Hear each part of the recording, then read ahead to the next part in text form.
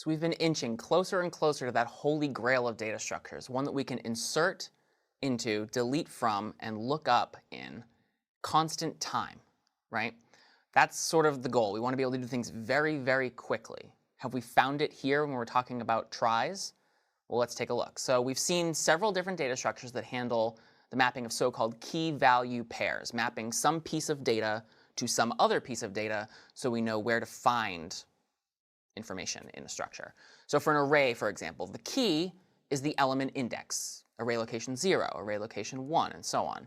And the value is the data that exists at that location. So what is stored in array 0? What is stored in array 1 versus just 0 and 1, which would be the keys. With a hash table, it's sort of the same idea. With a hash table, we have this hash function that generates hash codes. So the key is the hash code of the data. And the value, particularly when we talked about chaining in the video on hash tables, is that linked list of data that hashes to that hash code, right? What about another approach to this method, though? What about a method where the key is guaranteed to be unique, unlike a hash table where we could end up with two pieces of data having the same hash code, and then we have to deal with that by either probing or more preferably chaining to fix that problem. So now we can guarantee that our key will be unique. And what if our value was just something as easy as true and false that tells us whether or not that piece of information exists in the structure? A Boolean could be as simple as a bit. Realistically, it's probably a byte more likely than a bit. But that's a lot smaller than storing maybe a 50-character string, for example. So tries, similar to hash tables, which combine arrays and linked lists, tries combine arrays, structures, and pointers together to store data in an interesting way that's pretty different from anything we've seen so far. Now, we use the data as a roadmap to navigate this data structure. And if we can follow the roadmap, if we can follow the data from beginning to end, we'll know whether that data exists in the try. And if we can't follow the map from beginning to end at all, the data can't exist. Again, the keys here are guaranteed to be unique. And so unlike a hash table, we'll never have to deal with collisions here. And no two pieces of data have exactly the same roadmap unless that data is identical. If we insert John and then we search for John, that's two identical pieces of data, right, we're looking through. But otherwise, any two pieces of data are guaranteed to have unique roadmaps through this data structure. And we're going to take a look at a visual of this in just a moment. We'll do this by trying to create a new data structure mapping the following key value pairs. In this case, we're not going to use something as simple as a Boolean. We actually will store the string. And that string is going to be the name of a university. And the key is going to be the year when that university was founded. All years for universities are going to be 4 digits.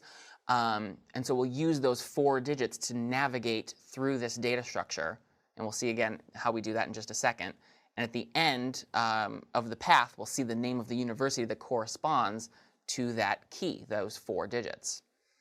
The basic idea behind a try is we have a central root. So think about it like a tree, and this is similar in spelling and in concept to a tree. Generally, when we think about trees in the real world, they have a root that's in the ground, and they grow upward, and they have branches, and they have leaves. And basically, the idea of a try is exactly the same, except that the root is anchored somewhere up in the sky, and the leaves are at the bottom. So it's kind of like taking a tree and just flipping it upside down. But there are still branches, and those would be our pathways, those would be our connections from the root to the leaves. In this case, those paths, those branches, are labeled with digits that tell us which way to go from where we are. If we see a 0, we go down this branch. If we see a 1, we go down this branch, and so on and so on. Well, what does this mean? Well, that means that at every junction point, at every node in the middle, at every branch, there are 10 possible places that we can go. So there are 10 pointers from every location. And this is where tries can get a little bit intimidating for somebody who's never really doesn't have a lot of experience in computer science before. But tries are really pretty awesome. And if you have the chance to work with them and you're willing to sort of dig in and experiment with them, they're really quite interesting data structures to work with. If we want to insert an element into the try, all we need to do is build the correct path from the root to the leaf. Here's what every step along the way might look like. We're going to define a new data structure for a new node called a try. And inside of that data structure, there are 2 pieces. We're going to store the name of a university, and we're going to store an array of pointers to other nodes of the same type. So again, this is that sort of concept of everywhere we are, we have 10 possible places we can go. If we see a 0, we go down this branch. If we see a 1, this branch, and so on and so on and so on.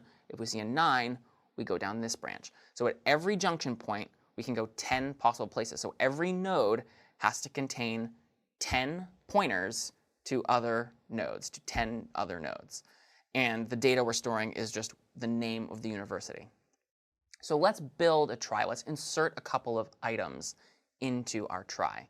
So at the very top, this is our root node. This is probably going to be something you're going to globally declare, and you're going to globally maintain a pointer to this node always. You're going to say root equals, and you're going to malloc yourself a trie node, and you're never going to touch root again.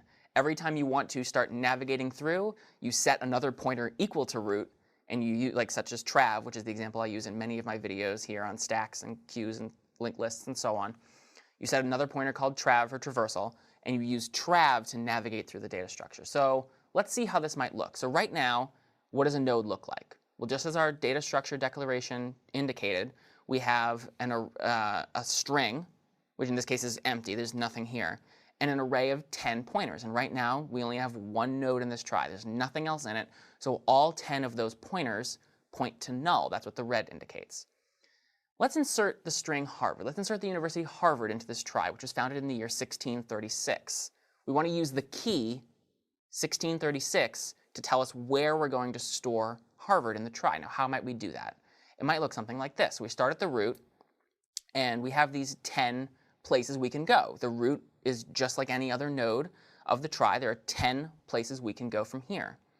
Where do we probably want to go? If the key is 1636, there's really two options, right? We could build the key from right to left and start with 6, or we could build the key from left to right and start with 1. It's probably more intuitive as a human being to understand we'll just go left to right. And so if I want to insert Harvard into this trie, I probably want to start by starting at the root, looking at my 10 options in front of me and saying, I want to go down the 1 path, okay? Now, 1 path is currently null. So if I want to proceed down that path to insert this element into the trie, I have to malloc a new node, have 1 point there, and then I'm good to go. So I basically am at a point where I'm standing at the root of the tree, of the trie, and there are 10 branches, but each branch has a gate in front of it, right? Because there's nothing else there. There's no safe passage. That means that there's nothing down any of those branches. If I want to start building something, I want to remove the gate. I want to remove the gate in front of number 1, and I want to walk down that, and I want to build another place for me to go. And that's what I've done here. So 1 no longer points to null. I've said it's safe to go down here now. I've built another node, and when I get to that node, I have another decision to make. Where am I going to go from here? Well, I've already gone down the 1, so now I probably want to go down the 6, right? Again, I have 10 locations I can choose, so let's now go down number 6. So I clear the gate in front of number 6, and I walk down there, and I build another node, and I've reached another junction point. Again, I have 10 choices for where I can go. I've moved from 1 to 6, so now I probably want to go to 3. 3, there's nowhere I can go, so I have to clear the way and build myself a new space. And then from 3, where do I want to go? I want to go down 6. And again, I had to clear the way to do it. So now I've used my key to create nodes and start to build this trie.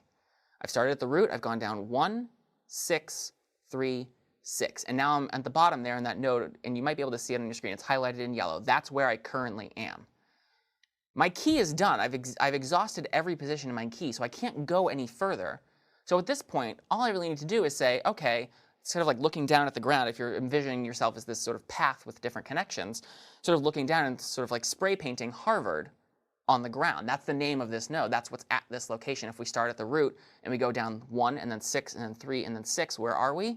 Well, if we look down and we see Harvard, then we know that Harvard was founded in 1636 based on the way we're implementing this data structure.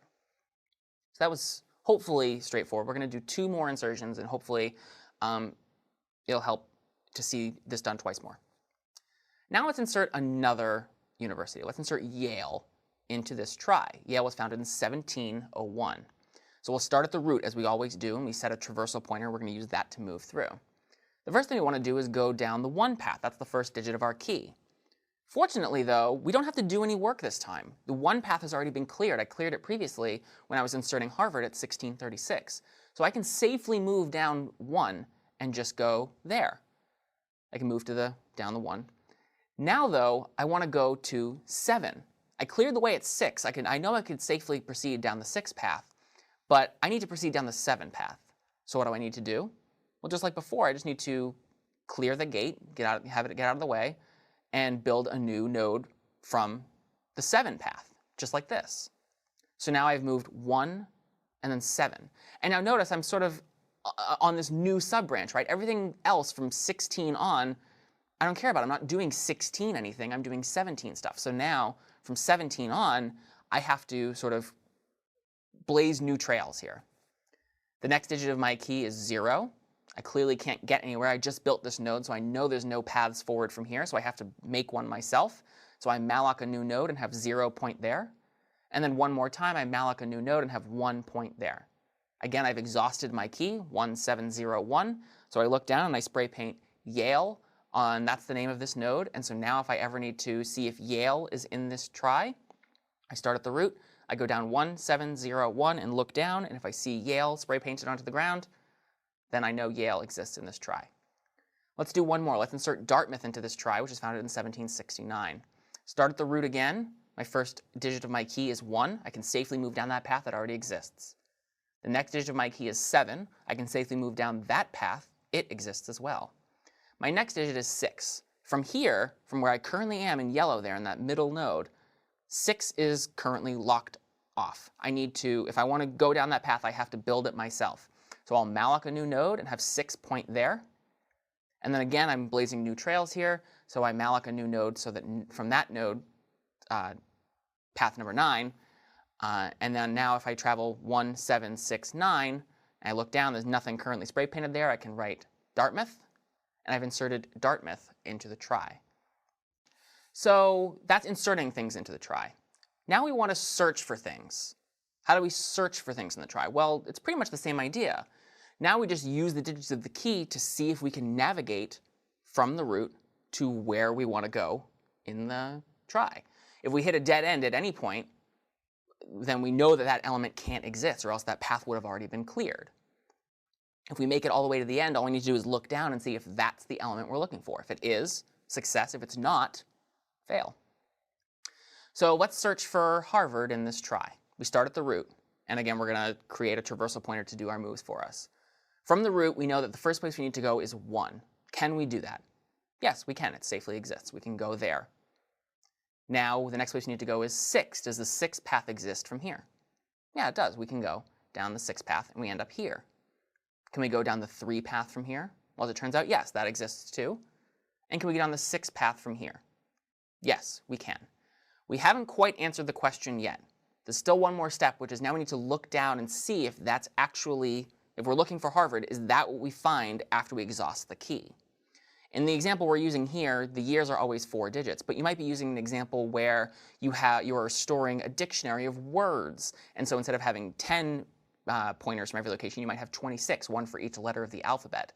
And there are some words like bat, which is a subset of batch, for example. And so even if you get to the end of the key and you look down, you might not see what you're looking for. So you always have to traverse the entire path. And then, if you are successfully able to traverse the entire path, look down and do one final confirmation. Is that what I'm looking for?